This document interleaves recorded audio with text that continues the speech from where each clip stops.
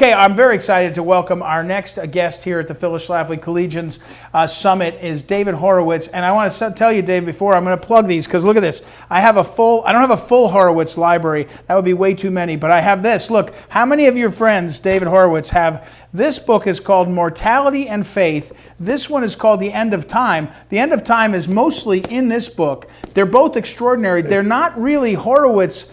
David Horowitz writes about Blitz. This is the newest one. Trump Will Smash the Left and Win, Big Agenda from a few years ago, and then all books on how to fight the crazy radicals on the left. But these two books, I have to tell you, young people, college students, really good. If you're spending your time, thinking, which I don't know if you are because you're in college, these are two good ones. So anyway, welcome David Horowitz, the founder of the David Horowitz Freedom Center, best-selling author, and started his life as a lefty and then got smart and is finishing the fight of his life, the Trump Agenda and Blitz. So David, welcome to the Collegians Summit. Thank you, Ed. Thanks for all the kind words there. So what do you say to college kids right now, David? Oh, don't believe your teachers. Really? Indoctrinate you, yeah. Well, it depends where you're going to school and it depends what you're studying. Stick to the hard sciences is what I would say. Yeah. Liberals are very dangerous. All right. They urged all the conservatives. A conservative on a faculty, a liberal arts faculty, is as rare as a unicorn. All the others are communists. You don't really want to pay too much attention to what they're saying. David, you mentioned that about universities, and then young people are by disproportionately on social media. Today we're finding that Twitter, Facebook, the others are blocking access to the New York Post, not exactly a far out of the mainstream magazine. What's your thoughts on what's happening? Communists. Look, I was brought up by communists, so I know what a communist is.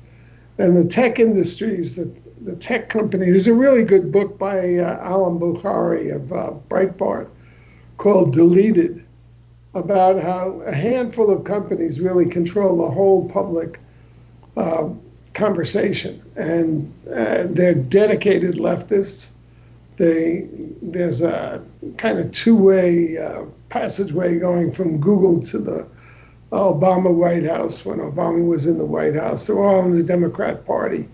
And they censor, they want to fix this election and they want to fix the country to conform to their leftist views. So what do we do about it? Well, Blitz, you'll know the Democrat Party is a racist party and an anti-American party. Very dangerous party. We're watching these last few days, this travesty of a confirmation hearing for Amy Barrett. The Democrats are out to wreck the Supreme Court. They want to destroy the independent character of the judiciary, which is not a political branch of government. And they want to make it an appendage of the legislative branch, which destroys it. So every one of them is there asking her, whether she'll support Obamacare, whether she'll support Roe v. Wade, abortion. These are improper questions to be asking. You ask about a person's attitude towards the Constitution. Her job, when she gets on the Supreme Court, is to interpret the Constitution, not to produce a political result. But the Democrats, they're entirely corrupt. And it's interesting because Ruth Bader Ginsburg, for example, was an extreme leftist, an ideologue. Right. She worked for the ACLU, which is an extreme left organization, supports terrorists. It's a really bad organization. She headed their women's rights projects. There were only 3 votes against her. Republicans did the right thing. They interviewed her and they did not try to block her. They didn't do what the Democrats have done to Kavanaugh and Clarence Thomas and Judge Bork and what they tried to do to Amy Barrett. They wasted people's time. If I were Lindsey Graham, I would have just shut them down. They made speech. Some of them didn't even ask questions. I mean, that is contempt for the American people, a contempt for our constitutional order, and they shouldn't have a platform. But Republicans are too damn nice. So nice. We're talking with David Horowitz and David Horowitz Freedom Center, frontpagemag.com to see many writings. And so, David, we're 3 weeks from the election. And, you know, college students, a lot of them are having to do classes virtually. They're watching in this summit here. Tell us what's going to happen in the next 3 weeks, what you expect. Tell us, yeah. Crystal ball reader. I know that Nancy Pelosi wants to be the next president. Out of her blooming mind. I know that Kamala Harris is a very, very dangerous individual. And I know that you got college kids. Well, I could say it. Joe Biden is a senile, corrupt political whore. It's a disgrace to the nation that he's even a candidate. What happens though? What's going to happen? You've seen it. You've been around. This isn't your first rodeo. What's going to happen? If it wasn't Donald Trump leading the patriotic forces, I would say it's all over. The Democrats are going to find a way to win the election. But it's Trump. And I don't think he's going to let him get away with it. I'm counting on that. I tell you, if the Democrats win, they will prosecute the Trump team, including the president, and put them all in jail. That's what they'll start by doing. And David, that's what I wanted. I was just going to ask you that. For our collegians that are listening, your history, you know what these people are like. And when people say that John Brennan, a communist, did what he did, when Susan Rice did what they did, it was a coup. That we now have the facts are out there. It was a coup against the duly elected president, and no one's being held accountable because they don't actually play by rules. They just play by power. The deep state is still in place. The head of the FBI is sitting on information. CIA. The head of the CIA, she's sitting on, and they're all involved in it. They're all implicated. So we're in a very, very dangerous situation as a nation. I'm just praying that Trump will pull it out. He's amazing.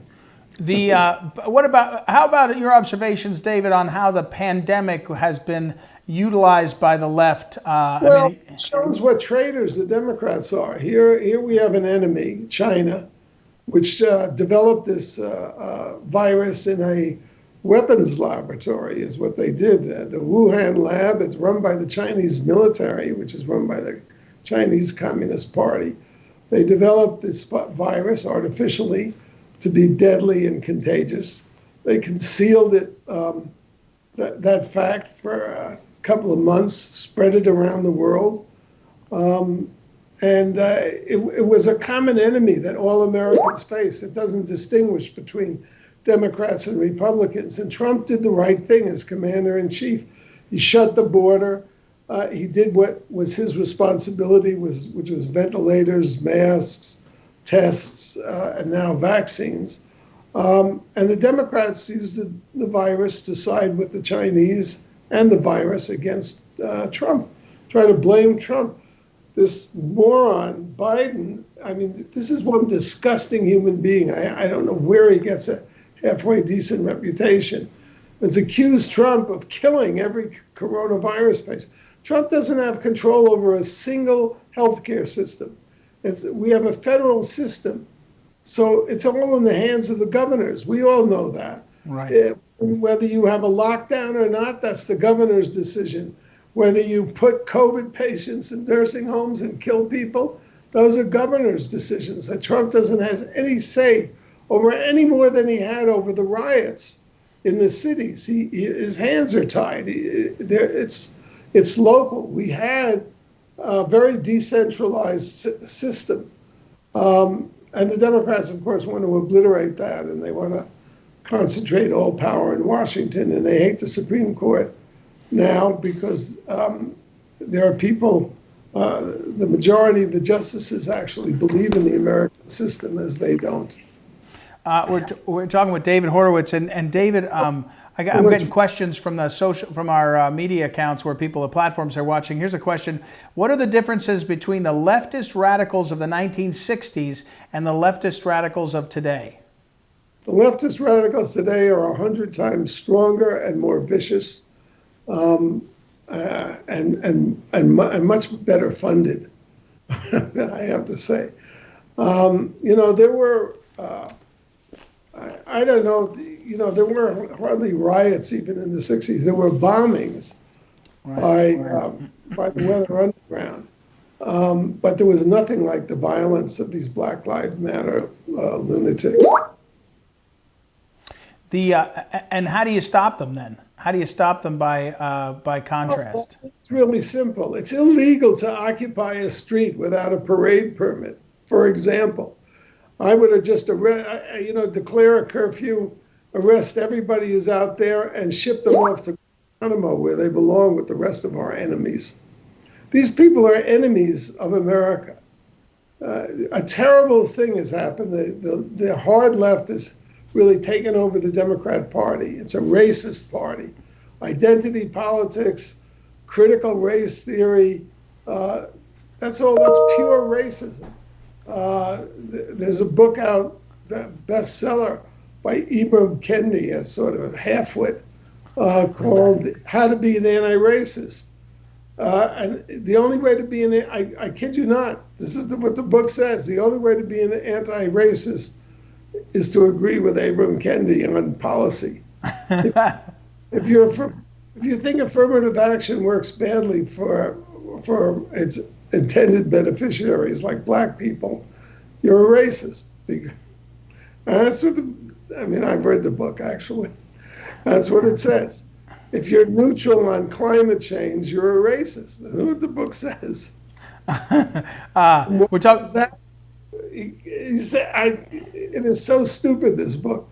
He says that the main pollution in the world comes from white countries like America. It's exactly the reverse. We actually have the best carbon levels, and that the people of color areas of the world, the southern in the south, they suffer. The fact is that China and India are the two biggest polluters in the world. It's 3 billion people we're talking about who are pumping coal dust into the atmosphere and whatever else. But they will not observe the Paris Climate Accords. The only people who respect their standards is the United States, which is why Trump pulled out of it. Why should we fund Chinese and Indian polluters? David, we're talking with David Horowitz, the founder of the David Horowitz Freedom Center, and frontpagemag.com is the website. Here's a comment from Facebook. I love David Horowitz's fighting spirit. He does understand the opposition, and he's not afraid to say it. David, I hate to say it, that's easy for you. They can't cancel David Horowitz. He's got his own name, David Horowitz Freedom Center. But man alive, everybody else they try to cancel. How do you get people to stand up for? How should people learn to stand up for what they believe in? First of all, I love that post and comment, because that's my main message. Fight fire with fire. Now, you're absolutely right. If you have a regular job, you got to watch yourself. But everybody should stand up to the best of their ability. Don't put yourself in too much harm's way. But if we don't fight, we lose the country. It's that simple. And that's why they hate Donald Trump, because he fights, because he tells it like it is, because he's not afraid to go in their jugulars. These are evil people, these Democrats. They're awful people. They lie. They're character assassins. The first thing they try to do is destroy a person's reputation. This Mazie Hirono lunatic who asked Amy Barrett if she was a sexual predator. My God, this is so embarrassing to be an American and the same, country as Mazie Hirono or any of these people, Sheldon Whitehouse, all of these idiots. So you've got to try to tell it like it is. You can always find a way to finesse it, but always go for the jugular. They're not polite. Conservatives are too well bred. They're too well brought up. They're very polite. They don't want to embarrass people who want to kill them. We're talking with David Horowitz. David, one last question.